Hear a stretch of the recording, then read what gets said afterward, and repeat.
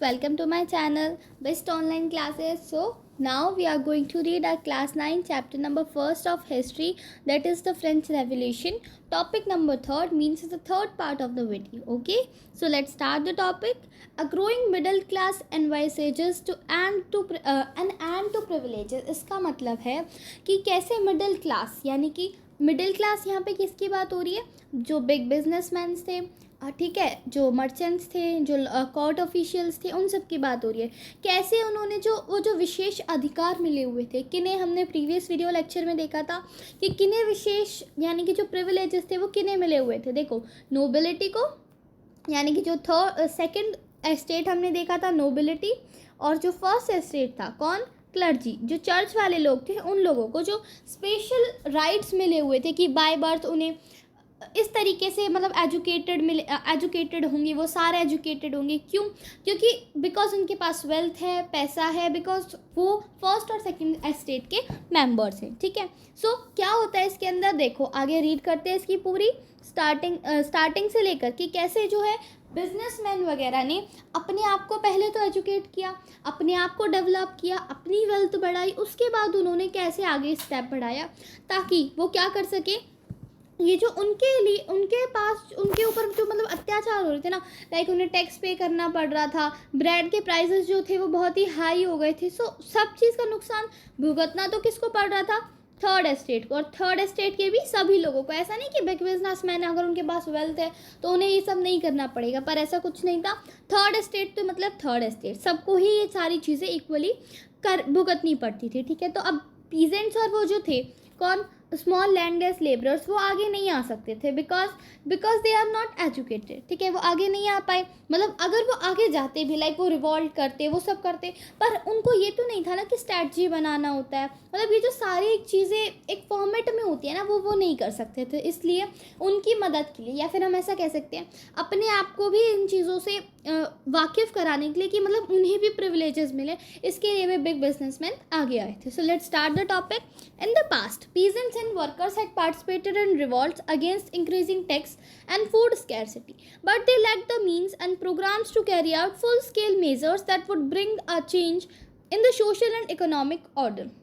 अभी मैंने आपको ये बात बोली कि ये लोग आगे तो आए, ठीक है, ये लोग आगे भी आगे बहुत मेहनत कर आके जैसे तैसे ये लोग आगे आए, पर क्या हुआ इनके मतलब ये किसके लिए आगे आए थे, फिर तो ये आता है मेन पॉइंट, इंक्रीजिंग टैक्स जो इन्हें देना पड़ रहा था, 10% जो इंक्रीज हो गया था ना वो, और दूसरा क्या हो रहा था, food scarcity, because prizes of bread very high हो गए थे। इससे पहले जो टॉपिक हमने कवर किया था कि how a subsistence crisis happen, उसके अंदर ही हमने देखा था कि फूड स्कैरसिटी होने से क्या क्या सब हो रहा था। ठीक है, तो अब देखो क्या था, ये लोग आगे भी आए, इन्होंने रिवॉल्ट्स भी किए, काफ़ी अच्छे से मेहनत भी की, पर जो इनका वीक पॉइंट रह गया था वो कहाँ रह गया था कि इन्हें ये नहीं पता था कि अपने इस रिवॉल्ट को आगे कैसे अंजाम दे। ठीक है, इसके कारण lack the means of programmes, मतलब उन्हें इन चीज़ों की नॉलेज नहीं थी। वही ले दे की बात आ जाती है एजुकेशन के ऊपर। ठीक है, this was left to those groups within the third estate who had become prosperous and had access to education and new ideas.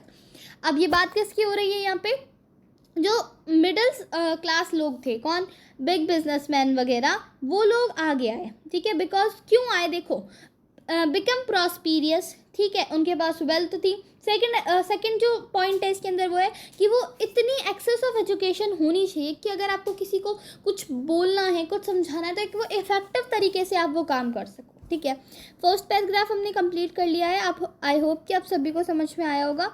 So let's move on to second paragraph. The 18th century witnessed the emergence of social group termed the middle class, ठीक है, who earned their wealth through an expanding overseas trade and from the manufacture of goods such as woolen and silk textiles that were either exported or bought by the richer members of the society. अभी मैंने आपको बोला कि ये लोग आगे आए, ठीक है, अब आगे भी आए, फिर क्या हुआ, आगे आने से देखो इन्होंने क्या किया। अब फर्स्ट जो लाइन है ना, ये गिवन है कि 18th सेंचुरी इस बात की गवाह है कि एमरजेंस ऑफ सोशल ग्रुप्स किसके थ्रू हो रही थी, ये by the help of middle class. ठीक है, मिडिल क्लास यानी कि वही बिग बिजनेसमैन। ठीक है, अब इनके ही कारण क्या हो रहा था, ये सब जो रिवॉल्ट्स हैं ये स्टार्ट हुए थे, ठीक है। अब ठीक है, ये समझ में आ गया। अभी मैंने आपको इससे पहले पैराग्राफ में बताया था कि इन्होंने खुद को इतना एबल कैसे बनाया कि ये रिवॉल्ट कर सकते हैं और इनकी बात को आगे रखा जाए। कैसे बनाया? दे earned their wealth through an expanding overseas trades, ठीक है। मैंने आपको इससे भी पिछले वाले वीडियो लेक्चर में बताया था कि कैसे उन्होंने अपने ट्रेड को जो है इंक्रीज़ किया था, ठीक है। हमने देखा था ये इंक्रीज़ किया, ठीक है। इंक्रीज़ करने से क्या हुआ? इंपोर्ट एक्सपोर्ट इंक्रीज़ हुआ। इंपोर्ट एक्सपोर्ट इंक्रीज़ होने से क्या हुआ बच्चों? वो जो वेल्थ था ना, प्रोस्पीरियस था, वो उनके पास ज़्यादा आ गया, ठीक है। अब एक बात बताओ, जब कोई एजुकेटेड है, वेल्दी भी है, तो मतलब एक इनफ है ना उसकी लाइवलीहुड को कंप्लीट करने के लिए चीज़ें, ठीक है। अच्छा, अब मेन 1 मार्क क्वेश्चन यहाँ से बनता है कि उन्होंने किसके मैन्युफैक्चर ऑफ गुड्स से अपने आप को कह सकते हैं हम रिचर मेंबर्स ऑफ सोसाइटी में वो काउंट हुए। ये मैंने अंडरलाइन कर दी है लाइन में, आप देखो, woollen and silk textiles they were that were either exported और bought by the richer members of the society, ठीक है। वुलन और सिल्क टेक्सटाइल्स के कारण ही ये सब हो रहा था। आगे चलते हैं। In addition to merchants and manufacturers, the third estate included professions such as lawyer और administrative officials। ये जब हमने डिवीजन देखा था इनका तभी देखा था ये तो हमने कि थर्ड स्टेट में कौन से लोग आते हैं, मिडिल क्लास में, ठीक है। All of these were educated and believed that no group in society should be privileged by birth। इन सबका ये मानना था, जो कि एजुकेटेड थे, ये क्या मानते थे कि हर कोई, no group in society should be privileged by birth। ये लाइन मैं आपको कोई इतनी बार बता चुकी है, फिर भी मैं बोलती हूँ, देखो कि किसी को भी जन्मसिद्ध अधिकार लाइक विशेष अधिकार नहीं मिलने चाहिए।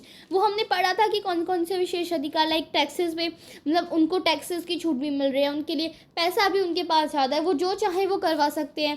किन से? पीजेंट से, स्मॉल लैंडलेस लेबर से, ठीक है। Rather a person social position must depend on his merit. Person की सोशल मेरिट किस पे डिपेंड होनी चाहिए? किस पे? डिपेंड ऑन हिज मेरिट, मतलब वो क्या कर रहा है, लाइक वो वाली बात हो जाती है कि उसके कर्मों से देखा जाना चाहिए कि वो किस फील्ड का इंसान है। ऐसे नहीं कि उसके पास वेल्थ है या वो राजा के घराने से या वो क्लर्जी का ही वंशज है तो उसको प्रिविलेजेस मिलेंगे। No, social position must be depend on his merit, ठीक है। These ideas emphasizing a society based on freedom and equal laws and opportunities for all। ये ideas किसकी तरफ शो करते हैं कि भाई freedom and equal laws होने चाहिए सभी के लिए, ठीक है।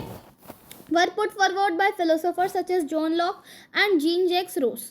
अच्छा, अब इसका मतलब देखो, ये जो आइडिया था, अभी तक तो हमने देखा कि ये आइडिया किसके ऊपर बेस्ड है, एक अच्छी सोसाइटी, जो कि हम कह सकते हैं कि एक अपॉर्चुनिटीज़ फॉर ऑल, ठीक है, उस सोसाइटी के लिए जहाँ पर सभी को इक्वली ट्रीट किया जाता था। अब ये बात भी किसके माइंड में आई? देखो, ये दो कौन थे? फिलोसोफर्स थे। ये भी 1 मार्क क्वेश्चन में आते हैं कि कौन दो फिलोसोफर्स थे जिनके आइडिया को आगे इंक्रीज किया गया। कौन थे? फर्स्ट था जॉन लॉक, देखो यहाँ पे मैं अंडरलाइन कर रही हूँ, John Locke, last third line पे लिखा हुआ है इन दोनों के नेम, ठीक है। Last third and second line पे फर्स्ट नेम है जॉन लॉक, सेकंड नेम है जीन जैक्स रूस, ठीक है। अब आगे कंटिन्यू करते हैं। In his 2 treatises of government, Locke sought to refuse the doctrine of divine. अच्छा, डॉक्ट्राइन ऑफ डिवाइन याद है? क्लास 7th की हिस्ट्री बुक में हमने पढ़ा था कि डॉक्ट्राइन ऑफ डिवाइन क्या है। जब राजा औरंगजेब ने ये बात बोली थी कि you have all to follow what doctrine of divine, यानी कि जो राजा ने कह दिया बस वही सब कुछ सच है और बाकी कुछ नहीं, मतलब राजा का ही जो ऑर्डर था वही सर्वोपरि था। आई बात याद? ठीक है। तो 2 treatises ऑफ गवर्नमेंट क्या है? एक गवर्नमेंट है जिसमें इन दोनों ने मिलके जो लिखा था, इस जॉन लॉक ने क्या मना किया था कि डॉक्ट्राइन ऑफ डिवाइन ये बिल्कुल सही नहीं है, ठीक है। नेक्स्ट पेज टर्न करो और देखो, हाँ, अब इसने क्या मना किया? पहले तो कहा कि डॉक्ट्राइन ऑफ डिवाइन ही होनी चाहिए और absolute not right for the of the monarch, ठीक है। ये मोनार्क सिस्टम के लिए बिल्कुल भी सही नहीं माना गया। किसके ओपिनियंस थे ये थे जॉन लॉक के, JOHNLOCKE, ठीक है। नेक्स्ट चलते हैं। रूस, अब सेकंड उसकी बात हो रही, कौन? जीन जैक्स रूस, ठीक है। Based on a social contract between the people and their representatives. अब ये जो थे कौन? रूस। इनके जो आइडियाज़ थे वो किसकी तरफ बेस्ड थे, मतलब किसके ऊपर बेस्ड थे? इनका तो हमने देखा कि ये डॉक्ट्राइन ऑफ डिवाइन को मना करती थी, जो कि एब्सोल्यूट राइट नहीं माना जाता था इनकी तरफ से, ठीक है। पर रूस का क्या आइडिया था उनकी तरफ से? क्या कि a form of government based on a social contract between the people and their representatives. हम सिविक्स में देखते आ रहे हैं, अभी तक हमने जितना पढ़ा है, हमने क्या देखा है कि डेमोक्रेसी जो होती है वो कैसी फॉर्म ऑफ गवर्नमेंट है? हाँ, जहाँ पे पीपल और रिप्रेजेंटेटिव दोनों का कॉन्ट्रैक्शन चलता हो। ऐसे ही इन्होंने भी अपना आइडिया रिप्रेजेंट किया, क्या कि भाई गवर्नमेंट किस पर बेस्ड होनी चाहिए? लोगों के सोशल कॉन्ट्रैक्ट पर बेस्ड होनी चाहिए, मतलब गवर्नमेंट का और लोगों का समझौता होना चाहिए। ऐसे नहीं कि कोई भी राजा बन गया या वो उसका वंशज है तो वही बन गया, जो जनता का भला करे वही राजा बनेगा। ये इनका ओपिनियंस था, ठीक है। In the spirit of laws, Montesquieu proposed a division of power within the government between the legislative, the executive and the judiciary. अब ये भी 1 मार्क क्वेश्चन है। पता है क्या कि मॉन्टेस्क्यू ये 3rd फिलोसोफर थे जिन्होंने अपना आइडिया दिया द स्पिरिट ऑफ लॉ के नाम से एक बुक थी उसके अंदर, ठीक है। अब इन्होंने अपना क्या आइडिया दिया? क्या a division of power with in the government between the power of division, मतलब पावर का डिवीजन। ये भी हमने किस में पढ़ा था? सिविक्स क्लास 8th में पढ़ा था।